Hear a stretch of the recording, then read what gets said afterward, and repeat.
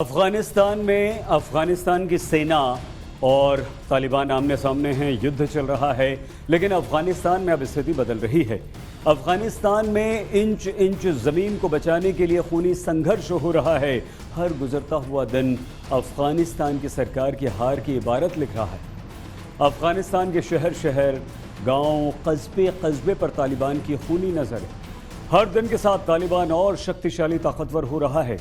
तालिबान की दहशत में बढ़ोतरी हो रही है, इजाफा हो रहा है। तालिबान तेजी से अफगानिस्तान पर कब्जा जमाता जा रहा है। नमस्कार, आपके साथ मैं हूं सईद अंसारी और आप देख रहे हैं दुनिया तक। अफगानिस्तान से अमेरिकी बलों की वापसी शुरू होने के साथ ही आतंकवादी संगठन तालिबान अफगानिस्तान में अपना दायरा बहुत तेजी से बढ़ा रहा है। तो आज के वीडियो में हम ये जानने की कोशिश करेंगे कि तालिबान का अफगानिस्तान के बाहर की दुनिया के साथ कैसा नाता रिश्ता है। क्या तालिबान अफगानिस्तान के बाहर भी अपने पैर पसार सकता है, मतलब हमारी और आपकी दुनिया पर भी क्या तालिबान का असर है या हो सकता है? इन महत्वपूर्ण गंभीर सवालों के जवाब जानने से पहले जल्दी से इस वीडियो को आप अपने दोस्तों के साथ शेयर कर लीजिए, क्योंकि सही जानकारी सभी के साथ बांटनी चाहिए और ज़रूरी भी है। तालिबान और दुनिया, आगे बढ़ने से पहले हम आपको ये बता दें कि अफगानिस्तान पर जब तालिबान का शासन था तब पाकिस्तान दुनिया के उन 3 देशों में शामिल था जिसने तालिबान सरकार को मान्यता दी थी। पाकिस्तान के अलावा सऊदी अरब और संयुक्त अरब अमीरात यानी कि UAE ने तालिबान की सरकार को मान्यता दी थी और भारत ने तालिबान के शासन को मान्यता देने से पूरी तरह और साफ तरह से इनकार कर दिया था। तालिबान अंतर्राष्ट्रीय सम्मेलनों में हिस्सा ले रहा था, यहाँ तक कि कतर से अपने पूर्व मंत्रियों को मिशन पर अफगानिस्तान भेजा जा रहा है ताकि अफगानों को विश्वास में लिया जा सके कि उन्हें उनसे डरने की ज़रूरत नहीं है, और विशेषकर अल्पसंख्यकों को। तालिबान अब भी इस्लामिक शासन का समर्थन करता है और इस्लामी शासन चाहता है, लेकिन तालिबान का कहना है कि उसके नियम कानून में अब लचीलापन होगा। कतर में तालिबान का राजनयिक ऑफिस भी है।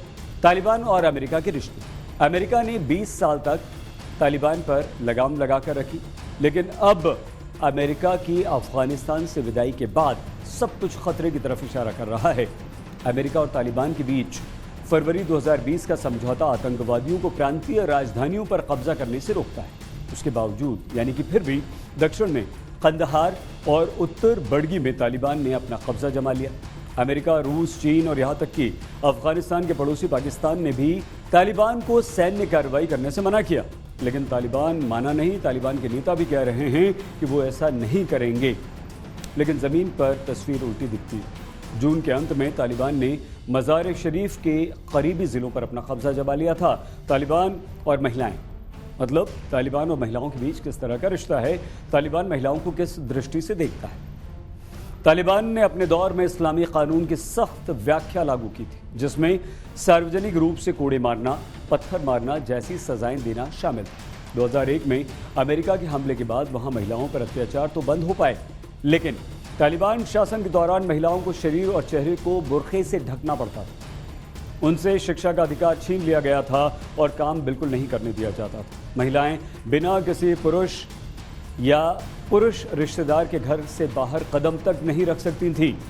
अमेरिकी सेना की वापसी से महिलाओं को शिक्षा और घर से बाहर निकलकर काम करने का अधिकार मिला, और अधिकारों के वापस चले जाने का खतरा अब एक बार फिर से पैदा हो गया है। तालिबान और पाकिस्तान के बीच कैसा रिश्ता है? पाकिस्तान इस बात को मानने से इनकार करता रहा है कि तालिबान के पीछे उसका ही हाथ रहा है, लेकिन दुनिया अच्छी तरह से जानती है कि तालिबान और पाकिस्तान की ISI के बीच बेहद अच्छे संबंध रहे हैं। दुनिया ये भी बहुत अच्छी तरह से जानती है कि एक समय में तालिबान के लड़ाकों को पाकिस्तान के मदरसों में शिक्षा दी गई। तालिबान और भारत के संबंध किस तरह के? तालिबान अब पाकिस्तान और ISI के निर्देश के हिसाब से हमले कर रहा है। अफगानिस्तान में रिपोर्ट्स में बताया जा रहा है कि ISI ने तालिबान को भारत की तरफ से बनाए गए प्रोजेक्ट्स को खत्म करने को कह दिया, और साथ ही भारत अफगान मित्रता को दिखाने वाले निशानों को टारगेट अब तालिबान कर रहा है।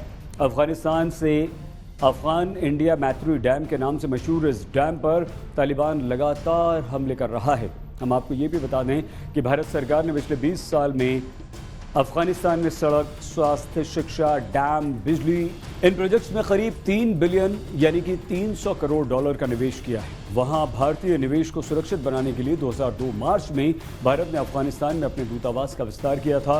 तालिबान और मध्य एशिया के बीच किस तरह के संबंध है? जब से तालिबान ने अफगानिस्तान में आतंक मचाना शुरू किया, उसके बाद से ही मध्य एशिया के देश भी सतर्क हो गए। ताजिकिस्तान ने तो अपनी सीमा पर रूस के साथ मिलकर युद्ध अभ्यास तक करना शुरू कर दिया। बाकी के देश भी लगातार अपनी नजर बनाए हुए हैं। मध्य एशिया के देशों के समर्थन में रूस लगातार तालिबान के खिलाफ बना हुआ है। रूस ये साफ कह चुका है कि अगर तालिबान ने मध्य एशिया के किसी भी देश की सीमा को छेड़ा तो रूस तालिबान पर कहर बरपा देगा, यानी कि सीधे हमला कर देगा। तालिबान जाग गया है। अफगानिस्तान के लोग डरे हुए हैं, सहमे हुए हैं, खौफजदा हैं। जुल्म और सितम का वो दौर जो काफ़ी हद तक कम हो गया था, एक बार फिर से लौट आया है।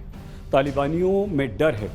इस बार फिर से इस देश यानी कि अफगानिस्तान में और इस देश के पड़ोसियों पर तालिबान हावी हो चुका है। पूरी दुनिया, विशेषकर दक्षिण और मध्य एशिया जानते हैं तालिबान को रोकना बहुत ज़रूरी है। ये वीडियो आपको कैसा लगा? लाइक और कमेंट कर हमें ज़रूर बताइए। दुनिया तक को सब्सक्राइब करना प्लीज़ बिल्कुल ना भूलिए। अपना बहुत ख्याल रखिए।